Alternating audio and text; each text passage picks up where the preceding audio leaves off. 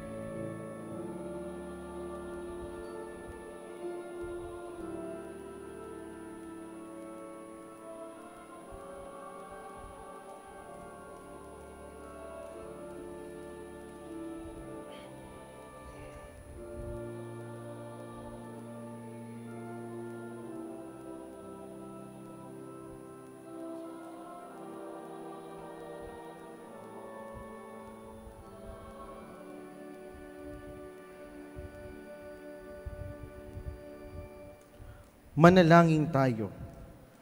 Ama naming makapangyarihan, iniutos mong pakinggan namin ang minamahal mong anak na iyong kinalulugdan. Kami naway makapakinabang sa iyong salita upang sa pagdalisay nito sa aming kalooban, kami ay lumigaya sa pagkakakita sa iyong liwanag sa pamamagitan ni Hesukristo kasama ng Espiritu Santo magpasawalang hanggan. Amen. Ang lahat po ay magsiupo.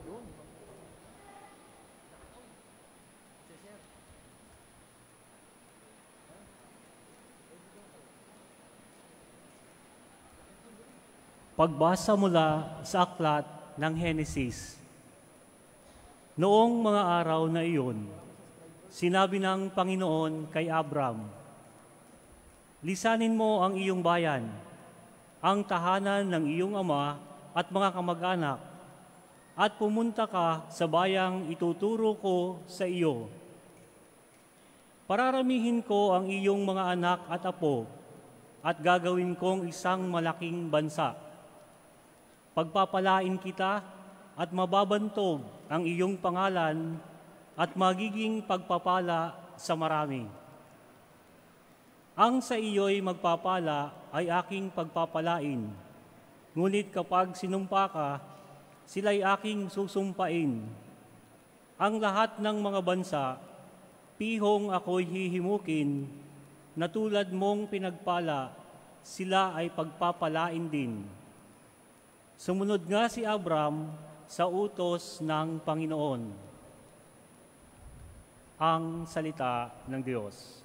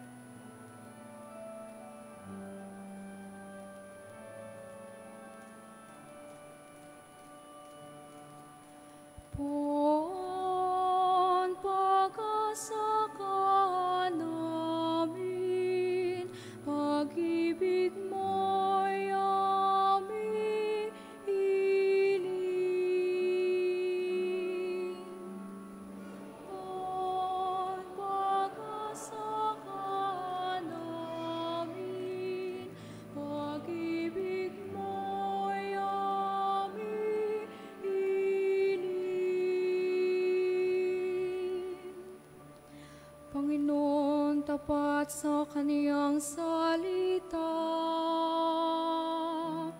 at masahan ang kaniyang ginawa. Minamahal niya ang kaniyang matapat. Ang pag-ibig niya sa mundo'y laganap. Poon pag-asa ka namin, pag-ibig mo'y aming hiling. Ang may takot sa Diyos at nagtitiwala,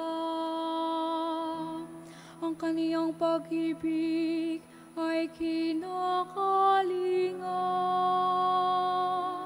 Hindi babayang sila'y mamatay, kahit magtagutom sila'y binubuhay. Poon pag-asa ka namin, pag-ibig mo'y aming hiling. Ang ating pag-asa'y nasa Panginoon. Siya ang sanggalang natin at katulong. Ipagkaloob mo na ang aming makamit upon ang iyong wagas na pag-ibig. Yamang ang pag-asa'y sa iyo nasasalig. Poon pag-asa ka namin, pag-ibig mo'y aming hiling.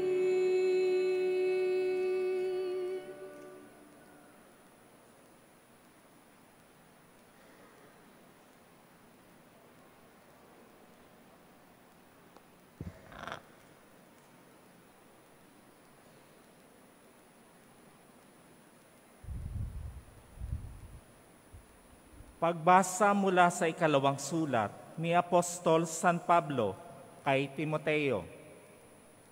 Pinakamamahal kong kapatid, makihati ka sa kahirapan dahil sa mabuting balita. Sa tulong ng Diyos na nagligtas at tumawag sa atin upang tayo'y kanyang maging bayan. Ito'y ginawa niya sa pamamagitan ni Kristo Jesus. Hindi dahil sa ating mga gawa, kundi ayon sa kanyang layunin at kagandahang loob na inilaan sa atin bago pa magsimula ang panahon. Ngunit nahayag lamang ito nang dumating si Kristo Jesus na ating tagapagligtas.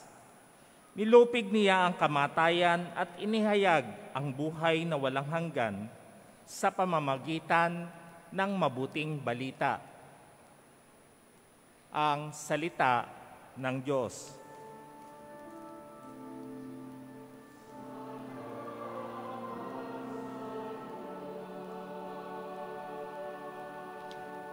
Magsitayo po ang lahat.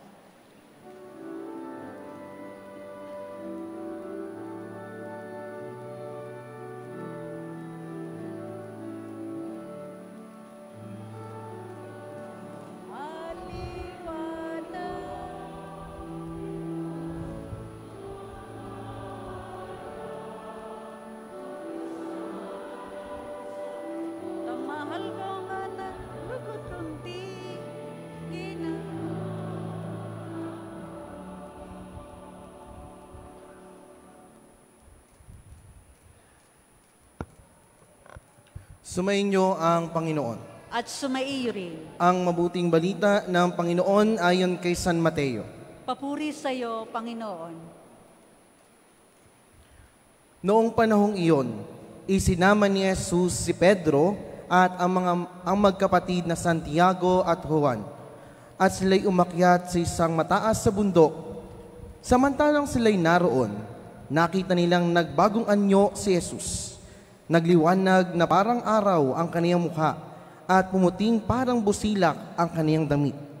Nakita na lamang at sukat na 3 alagad na sina Moises at Elias na nakikipag-usap kay Jesus. Kaya't sinabi ni Pedro kay Jesus, Panginoon, mabuti po'y dumito na tayo. Kung ibig ninyo'y gagawa ako ng 3 kubol. Isa sa inyo, isa kay Moises at isa kay Elias. Nagsasalita pa siya nang niliman sila ng isang maningning na ulap. At mula rito'y may tinig na nagsabi, Ito ang minamahal kong anak na lubos kong kinalulugdan. Pakinggan niyo siya. Ang mga alagad ay natakot ng gayon na lamang at nang marinig nila ang tinig. Ngunit nilapitan sila ni Jesus at hinipo. Tumindig kayo, sabi niya. Huwag kayong matakot. At nang tumingin sila, ay wala silang nakita, kundi si Jesus. At habang bumababa sila na bundok, iniutos ni Jesus sa kanila, huwag ninyong sasabihin kanino man ang pangitain hanggang hindi muling nabubuhay ang anak ng tao. Ang mabuting balita ng Panginoon.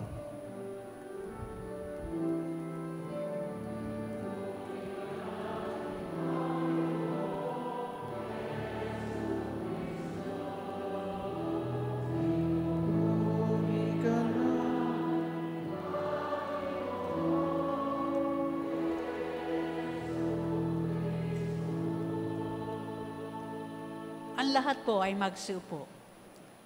Mga minamahal na kaibigan, magandang umaga po sa ating lahat. Magandang umaga po. Ngayon pong 2 linggo ng panahon ng Koresma, meron sa ating ibinibigay na mensahe ang ating Panginoong Kristo, na kung saan patuloy pa din nating pinagnilayan ang kaniyang buhay, lalo tigit sa nalalapit na muling pagkabuhay ng ating Panginoong Kristo. Kaya nga po mga minamahal na kaibigan, sa linggong ito, binibigyan muli tayo ng Panginoon ng pagninilay. Nakakadalawang linggo na po tayo ng pagninilay ng buhay ng ating Panginoong Kristo. Kaya nga ang tanong sa atin, nasaan na tayo sa pagninilay patungo sa buhay na walang hanggan?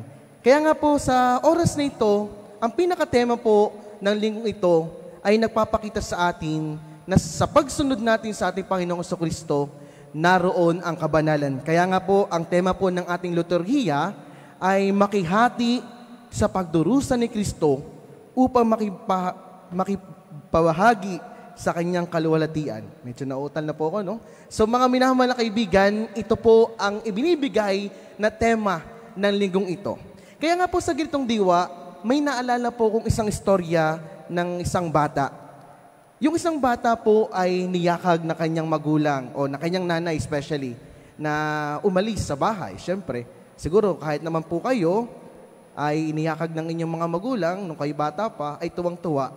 Pero bago po sila pumunta sa isang magandang lugar o sa isang lugar, example ay mall, meron muna silang dadaanan na meeting ng kanyang nanay.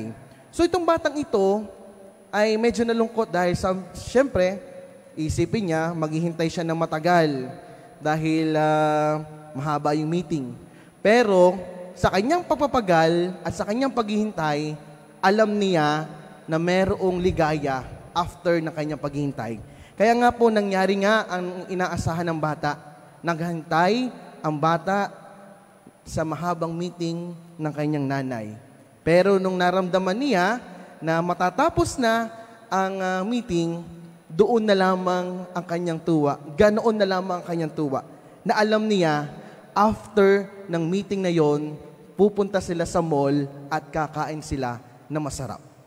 Naghintay nga ang bata at nagtiis. Ngunit after ng kanyang pagtitiis, nakita niya ang saya at ligaya. Kaya nga po mga minamahal na kaibigan sa pananampalataya sa Diyos, sa ganitong diwa, marahil ganito rin po ang naging o nangyari sa 3 alagad na kasama ng ating Panginoong Kristo. Katulad ng tagpo na nangyari kina Pedro, Juan at Santiago na isinama ng ating Panginoong Kristo. Naghintay din po sila ng matagal at naglakad sila ng matagal dahil alam naman natin na sa tagpong iyon na papunta si Jesus sa bundok, may magaganap na kababalaghan. At alam naman natin na ito ay transfiguration na kung saan magpapanibagong anyo ang ating Panginoong Kristo. Nagkaroon ng glimpse ang ating mga alagad at nakita nila ang mangyayaring kadakilaan kay Jesus. Kaya nga po kahit po naghintay ang tatlong apostol, binigyan pa rin ng assurance ng Diyos na makita ang biyaya na ito, na magkaroon sila ng glimpse ng pagpapala at sa mangyayari sa ating Panginoong Kristo. Kaya nga po mga minamahal na kaibigan, sa ganitong diwa, pagnilayan po natin ang tatlong realidad na nakaloob sa buhay ni Jesus, lalo tigit sa kanyang pagpapanibago. At sa ganitong diwa, 3 puntos po ang nais kong ibahagi sa inyong lahat upang makita natin ang wagas na pagsunod sa ating Panginoong Kristo. Siguro po, ang unang puntos na aking nais ibahagi sa inyo, na the Transfiguration event takes place in the mountain. Sa mga Hudiyo po, mga minamahal na kapatid, according to the biblical scholars, napakahalaga ng bundok. Dahil dito daw po, nakakatagpo nila ang Panginoong Diyos na lumikha. Kaya nga po, dun po sa Lumang Tipan, kung ating po maaalala at babalikan, nung ibinigay po ang 10 utos kay Moises, sa bundok po sila nagtagpo ng Diyos amang lumikha. Kaya nga po sa bundok na iyon, napaka-memorable dahil alam nila na sa bundok naroon ang Diyos. Dahil nga sabi po nila, malapit daw po sa langit ang bundok. Kaya nga po, tanda ko po, every time na papasok po ang Kwaresma, ay marami pong tao ang pumupunta doon sa bundok Banahaw. Kayo po ba'y nakarating na sa bundok Banahaw? So, maigi rin pong pumunta kayo doon. So, marami pong pumupunta doon. Bakit? Dahil gusto po nilang maranasan ang faith experience. Siguro ganun na lang po kalalim ang mga deboto doon sa bundok na gusto nilang makita at madama ang ating Panginoong Kristo. Ngunit kung ating pong titingnan ito sa mas malalim na kapulugan, ang bundok, tayo pong araw-araw umaakyat din sa sarili nating bundok. Araw-araw sa pagising natin sa umaga, may bundok din po tayong inaakyatan. At syempre, kagaya po ng nararanasan ng mga mountaineer o mga umaakyat sa bundok, alam naman natin na mahirap. At siguro ganito rin po ang mensahe sa atin ngayong linggong ito, na sa paglalakbay natin at pag-akyat natin sa sarili nating bundok, merong pagsubok at hirap. Kaya nga po mga minamahal na kaibigan, walang madaling bundok na inaakyat. At tayong lahat umaakyat sa bundok ng buhay natin. Kaya nga po, mahirap ang pag-akyat. Pero meron pong assurance ang ating Panginoong Kristo. Meron siyang ibinibigay na assurance sa atin. Dahil sa pag-akyat natin sa bundok, kasama natin siya. Kagaya ng naranasan ng 3 apostol. Kasama nila si Jesus sa pag-aakyat sa mataas sa bundok. At sa ganitong diwa, mga minamahal na kapatid, kapag naroon tayo sa tuktok ng bundok, mararamdaman natin ang magandang lugar at magandang biyaya ng Diyos. Kaya nga po ang hamon sa atin, sa patuloy natin sa pag-akyat sa bundok natin ng buhay, tayo po ay magtiis at tayo po ay manalig na kasama natin ang Diyos. We have our own mountains na sana sa pag-akyat natin sa bundok na ito, maramdaman natin ang pagpapala ng Diyos. Ang 2 puntos po ng ating pagninilay sa linggong ito ay Jesus was praying when transfiguration took place. Mga minamahal na kapatid, sa tindi po ng pagdarasal ng ating Panginoong Kristo, siya po ay nagbagong anyo. And the biblical scholars describe this event that Jesus changed His face na talagang hindi mo makita ang kanyang mukha, kundi isang maliwanag na mukha ang makikita mo sa kanyang mukha. Hindi yung mababanagan na yung parang physical face, bagkus isang araw na halos hindi na makita ng mga apostol. Ganito katindi po ang kabanalan ng ating Panginoong Jesucristo. Kaya nga po, naalala ko po tuloy ang isang pangyayari din sa aking buhay na meron pong isang pari akong nakasama sa seminaryo nung ako po'y nag-aaral pa doon, na itong paring ito ay every time na siya ay napunta ng chapel, kitang-kita ko po ang kanyang kabanalan na halos sa kanyang pagluhot, nakakatulog na siya sa pagdarasal. Pero hindi po yung intentionally na pagtulog, hindi ko kagaya nung ako'y nasa seminaryo, pag ako'y napaupo, ay sasabihin ni amen, amen po ako, yung pala tulog na ako. Pero yung kasama kong paring iyon, ay tulog dahil nararamdaman niya ang presensya ng Diyos. Kaya nga po, nakikita po sa paring ito, yung kabanalan sa mukha. Kasi, para bang nagpapanibago ang dasal sa kanyang mukha, may pagbabago sa kanyang mukha. Kaya nga po, sinasabi natin na kapag tayo ay nakakitang ng taong banal, nababanaagan natin ang calmness ng kanyang mukha. Kaya nga po, tingnan niyo po ang inyong mga katabi. Sige, tingnan niyo po ang inyong mga katabi. Kung yan po ay merong calmness na mukha. Kapag nakita niyo ang calmness ng kanyang mukha, paniguradong banal ang taong yan. Banal po ba ang mga tao? Ako kasi parang hindi po banal medyo hagas po aking mukha, So, mga minamahal na kaibigan sa pananampalataya sa Diyos, sa pagdarasal po, at sa pakikipagtagpo natin sa ating Panginoong Jesucristo at sa ating Panginoong Diyos na lumikha, mababanaagan ang pagbabago sa ating buhay.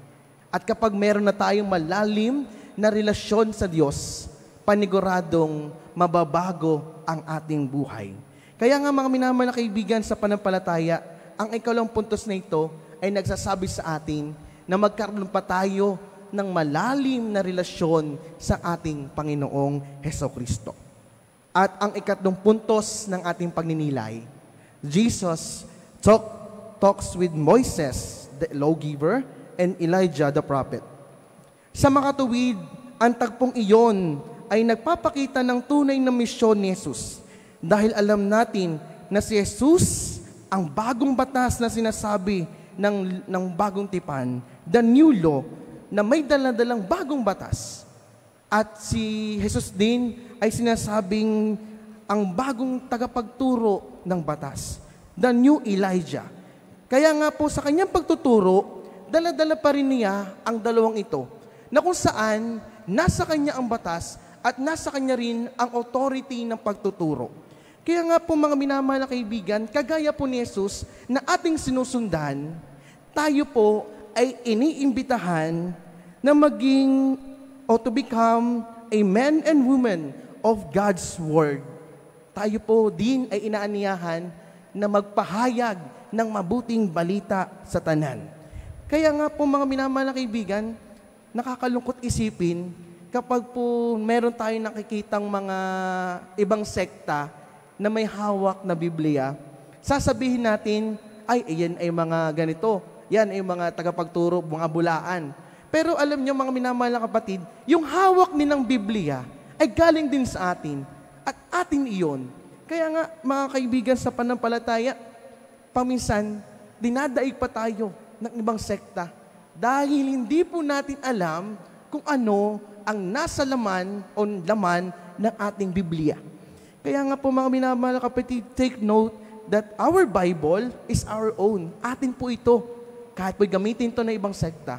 Kaya nga, nakakalungkot isipin, baka po mangyari, ay mas alam pa po natin ang mga tagline ng teleserye, kagaya nito. You are nothing but second-rate, trying hard, copycat. Sino po nagsabi noon? Diba? Alam niyo po, Ang galing. Alam po natin ang mga tagline, ng mga favorite tagline natin sa teleserye. Pero pag sinabi ko ganito, for God so loved the world that He gave His only begotten Son, that whoever believes in Him might not perish, but have eternal life. O, sino po nagsabi noon? At anong Bible verse? Basa kapatid. Diba? So, mga minamahal na kaibigan, ito po yung hamon sa atin, lalo tigit, ngayon tayo ay nasa panahon ng Biblia at catechesis na pinagdiriwang po natin sa ating pong diocese. Na sana sa pagbuklat natin sa Biblia, maramdaman natin ang turo at mga aral na ibinibigay nito. Hamon po sa atin ito na buklatin natin ang Biblia at ipangaral ang bawat salita nito. Kaya nga mga minamahal na kaibigan, the Transfiguration event invites us to go within. Mas palalimin pa natin ang ating pananampalataya. Kaya nga po ito ang hamon sa atin na sana sa araw-araw nating buhay may mabago sa atin. At sana sa ating pagsunod sa ating Panginoong Kristo, maramdaman natin ang kanyang pagpapala. Kaya nga po sa linggong ito, iniimbitahan tayo na makihati sa pagdurusa ni Kristo upang makibahagi sa kanyang kaluwalhatian. Makibahagi sa dakilang misyon na ipalaganap ang mabuting balita. At nawa tayo lahat ay magkaroon din ng maluhating kasayahan sa langit.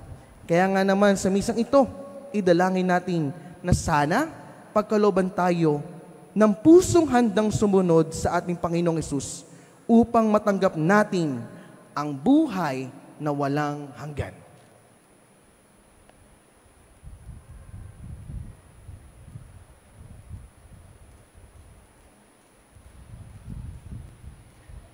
Magsitayo po ang lahat.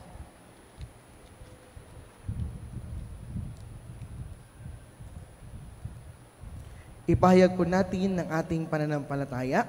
Sumasampalataya ako sa isang Diyos amang makapangyarihan sa lahat. Na may gawa ng langit at lupa, ng lahat na nakikita at di nakikita. Sumasampalataya ako sa isang Panginoong Jesucristo, bugtong na anak ng Diyos, sumilang sa Ama bago pa nagkapanahon. Diyos buhat sa Diyos, liwanag buhat sa liwanag. Diyos na totoo, buhat sa Diyos na totoo. Sumilang at hindi ginawa, kaisa ng Ama sa pagka-Diyos at sa pamagitan niya ay ginawa ang lahat. Dahil sa ating pawang mga tao at dahil sa ating kaligtasan, siya ay nanaog mula sa kalangitan. Nagkatawang tao siya lalang na Espiritu Santo kay Mariang Birhen at naging tao. Ipinako sa krus dahil sa atin, nagpakasakit sa hatol ni Poncio Pilato, namatay at inilibing. Muli siyang nabuhay sa ikatlong araw ayon sa banal na kasulatan. Umakyat siya sa kalangitan at lumuklok sa kanan ng Amang may kapal. Paririto siyang muli na may dakilang kapangyarihan upang hukuman ang mga buhay at mga patay. Sumasampalataya ako sa Espiritu Santo, Panginoon at nagbibigay buhay na nanggagaling sa Ama at sa Anak. Sinasamba siya at pinararangalan kaisa ng Ama at ng Anak. Nagsalita siya sa pamagitan ng mga propeta. Sumasampalataya ako sa isang banal na simbahang katolika at apostolika, gayon din sa isang binyag, sa kapagpapatawad ng mga kasalanan, at hinihintay ko ang muling pagkabuhay ng nangamatay at ang buhay na walang hanggan. Amen. Isinugo ang anak ng Diyos upang iligtas ang sangkatauhan. Habang patuloy tayo naghahanda para sa kapistahang Paskual, hinihiling natin sa Diyos para ipagkaloob sa lahat ng tao ang panibagong pagsilang sa Espiritu. Ang tugon sa mga panalangin, Panginoon, tulungan mo kaming makinig sa iyong anak. Panginoon, tulungan mo kaming makinig sa iyong anak. Upang ang Santo Papa at lahat ng namumuno sa simbahan ay maging huwara ng pagtalima sa minamahal na anak ng Diyos.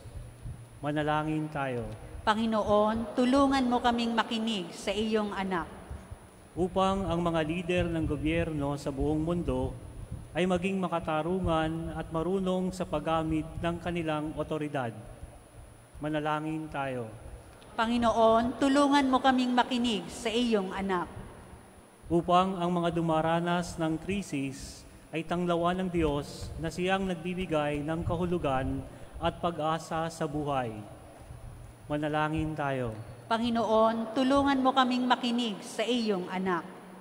Upang ang komunidad ng parokya ay lumago sa pananalig sa tulong ng pag-aayuno, panalangin at kawang gawa. Manalangin tayo. Panginoon, tulungan mo kaming makinig sa iyong anak. Upang ang mga may sakit, nagluluksa at nagdurusa ay aliwin ng pag-ibig ng Diyos. Manalangin tayo. Panginoon, tulungan mo kaming makinig sa iyong anak. Upang ang kasapi ng pag-ibig sa kapwa at tagapagtaguyod ng responsableng mass media ng Bulletin do Centino at VM-FM Spirit 103.9 at ng programa ng Balikhandog ay kumalinga sa mga maradita. Manalangin tayo. Panginoon, tulungan mo kaming makinig sa iyong anak. Upang ang mga pumanaw na kaanib ng pag-ibig sa kapwa at lahat ng lumisan na sa daigdig na ito ay manahan sa piling ni na Abraham, Moises, Elias at lahat ng mga banal sa langit. Manalangin tayo. Panginoon, tulungan mo kaming makinig sa iyong anak. Amang mahabagin ang ningning ng iyong liwanag, naway tumanglaw sa aming puso. Agabayan kaming habang dumalakad sa gitna ng mga anino ng mundong ito hanggang sumapit kami sa aming tunay na tahanan. Hinihiling namin ito sa pamamagitan ni Kristong aming Panginoon. Amen. Ang lahat po ay magsiupo. Sa mga mag-aalay, maaari na pong humanay sa gitna.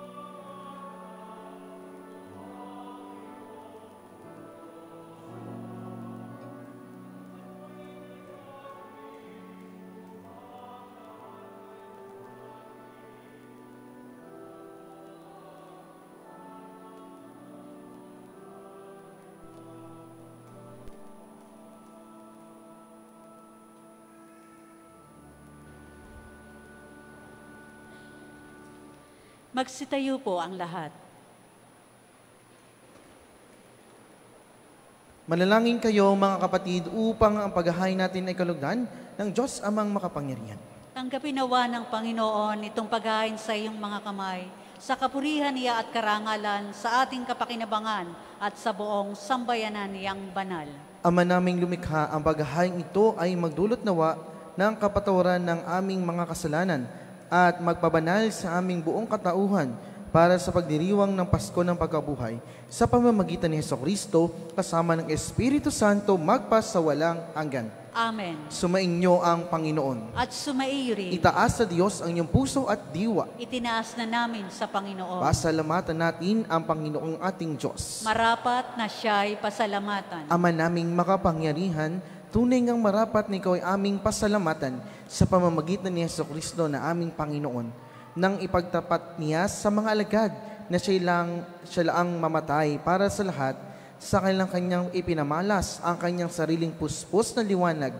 Ang iyong mga utos at mga propeta ay pawang mga tagapagpatunay niya at pagtatalaga para sa kapwa magdusa, upang akayin ng lahat sa pagkabuhay na maligaya. Kaya't kaisa ng mga anghel na nagsisiawit ng papuri sa iyo, nang walang humpay sa kalangitan kami nagbubunyi sa iyong kadakilaan.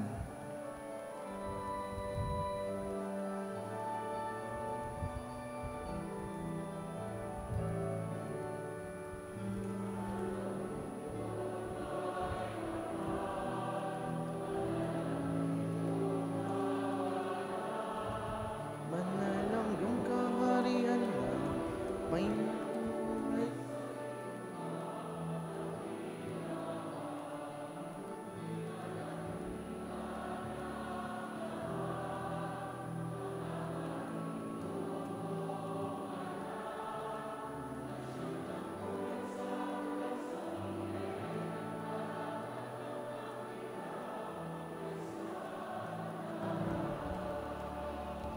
Magsiluhod po ang lahat. Ama naming banal, ikaw ang bukal ng tanang kabanalan, kaya't sa pamamagitan ng iyong Espiritu, gawin mong banal ang kaloob na ito, upang para sa aming maging katawan at dugo ng aming Panginoong Hesukristo. Bago niya pinagtiis ang kusang loob na maging handog, hinawakan niya ang tinapay, pinasalamatan kaniya, pinaghati-hati niya iyon, iniabot sa kanyang mga lagad at sinabi, "Tanggapin niyo lahat ito at kanin. Ito ang aking katawan na ihahandog para sa inyo."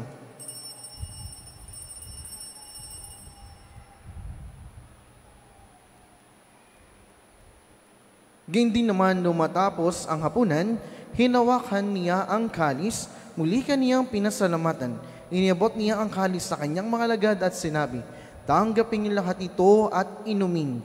Ito ang kalis ng aking dugo, ng bago at walang hanggang tipan, ang aking dugo na ibubuhos para sa inyo at para sa lahat. Sa ikapagpapatawad ng mga kasalanan, gawin niyo ito sa pag-alaala sa akin."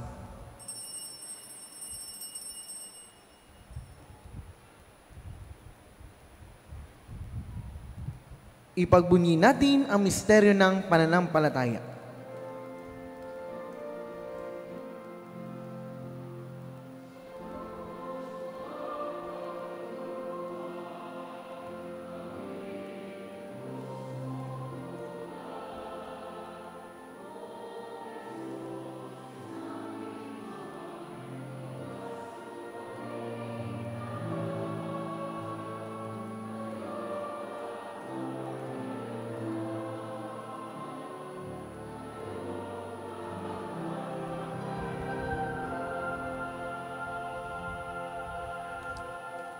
Ama, ginagawa namin ngayon ang pag-alaala sa pagkamatay at muling pagkabuhay ng iyong anak.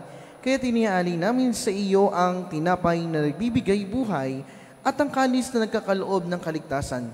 Kami nagpapasalamat dahil kami iyong minarapat na tumayo sa harap mo para maglingkod sa iyo. Isinasama namin kami magsalasalo sa katawan at dugo ni Kristo ay mabuklod sa pagkakaisa sa pamamagitan ng Espiritu Santo. Amalingapin mo ang iyong simbahang laganap sa buong daigdig. Puspusin mo kami sa pag-ibig kay San ni Francisco na aming Papa at ni Mel Rey na aming Obispo at ng Tanang Kaparian. Alalahain mo rin ang mga batid naming nahimlay nang may pag-asang sila muling mabubuhay, gayon din ang lahat ng mga pumanaw. Kaawaan mo sila at patuloyin sa iyong kaliwanagan. Kaawaan mo at pagindabati kaming lahat na makasalo sa iyong buhay na walang wakas. Kaysa na mahal na Birheng Maria, na ina ng Diyos, kaysa ni San Jose na kaniyang esposo, kaysa ng mga apostol at ng lahat ng mga banal na namuhay dito sa daigdig ng kalugod-lugod sa iyo, may pagdiwang nawa namin ang papupuri sa ikararangal mo sa pamamagitan ng anak na aming Panginoong Hesukristo. Sa pamamagitan ni Kristo, kasama niya sa Kanya, ang lahat ng parangal at papuri ay sa iyo, Diyos Amang makapangyarihan, kasama ng Espiritu Santo, magpasawalang hanggan.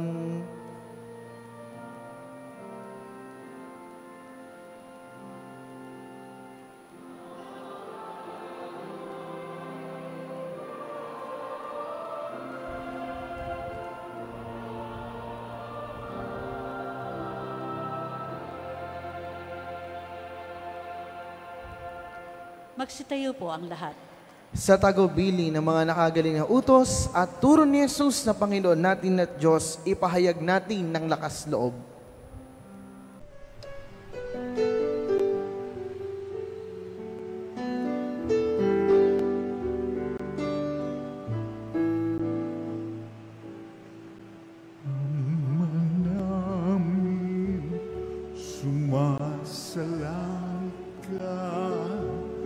Sambahin ang ngalan mo, mapasamin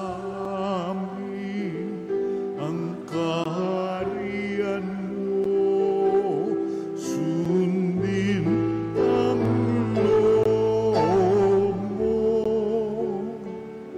dito sa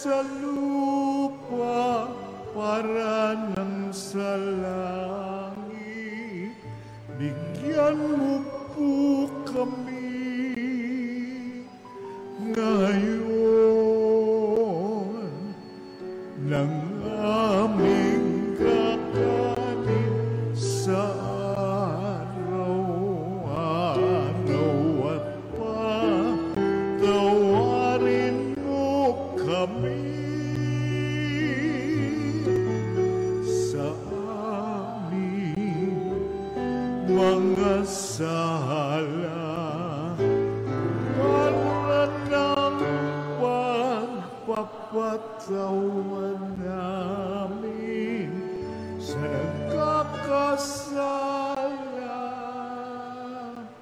sa amin.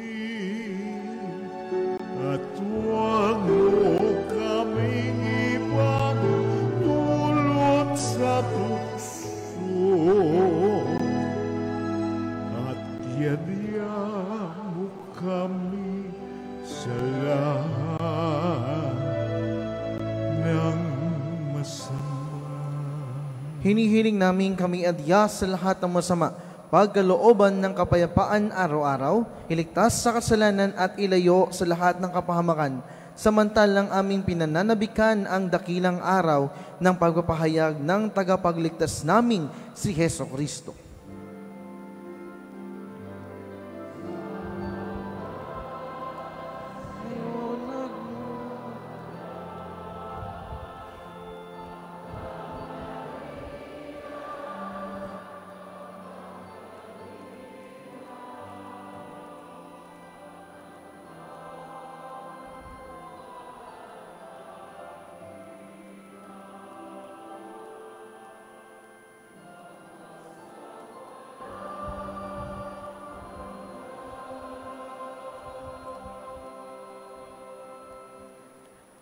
Panginoong Jesucristo, sinabi mo sa iyong mga apostol, kapayapaan ang iniiwan ko sa inyo. Ang aking kapayapaan ang ibinibigay ko sa inyo. Tunghayan mo ang aming pananampalataya at huwag ang aming pagkakasala. Pagkalooban mo kami ng kapayapaan at pagkakaisa ayon sa iyong kalooban kasama ng Espiritu Santo magpasawalang hanggan. Amen. Ang kapayapaan ng Panginoon ay laging sumainyo. At sumaiyo rin. Magbigayan kayo ng kapayapaan sa isa't isa. Peace be with you po sa inyo lahat.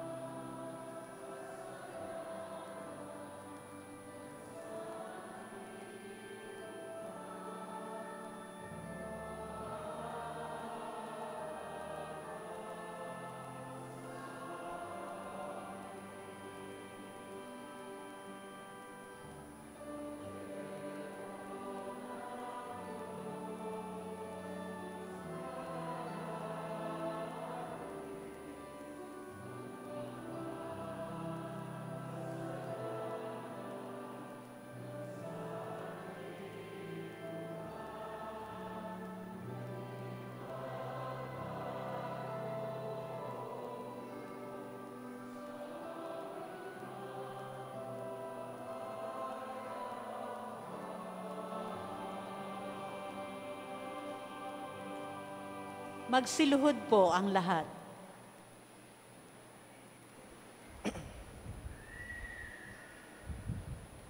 Ito ang kordero ng Diyos, ito nag-aalis sa kasalanan ng sanlibutan, mapalad ang mga inahaniyahan sa kaniyang piging. Panginoon, hindi ako karapat-dapat na magpatuloy sa iyo, ngunit sa isang salita mo lamang ay gagaling na ako.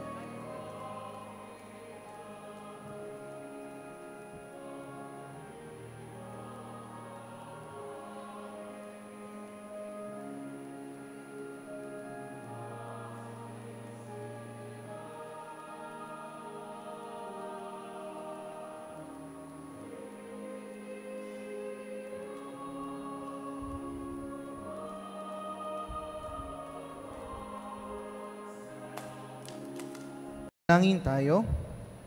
Ama naming mapagmahal, kaming pinagpakinabang mo sa dakilang pagliliwanag sa bago anyo ng iyong anak, ay tumatanaw ng utang na loob sa iyo, sapagkat kahit ngayon pamay, sa lupang ibabaw, pinagpagsasalo mo na kami ng karagtan ng kalangitan sa pamamagitan ni Heso Kristo kasama ng Espiritu Santo, magpasawalang hanggan. Amen. Sumainyo ang Panginoon At sumaiyo rin. at pagpalain kayo ng makapangyarihang Diyos Ama, Anak at Espiritu Santo. Amen. Tapos natin muna na pagdiriwang, humayo kayong mapayapa. Salamat sa Diyos. Palakpakan po natin ng Diyos.